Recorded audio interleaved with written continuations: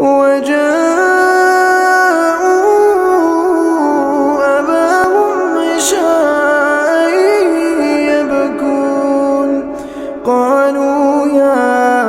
أبانا إنا ذهبنا نستبق وتركنا يوسف عند متاعنا فأكله الذئب وما أنت بمؤمن لنا ولو كنا صادقين وجاءوا على قميصه بدم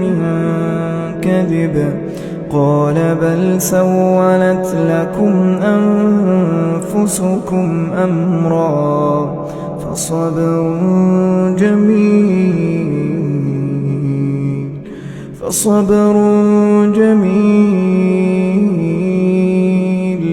فصبر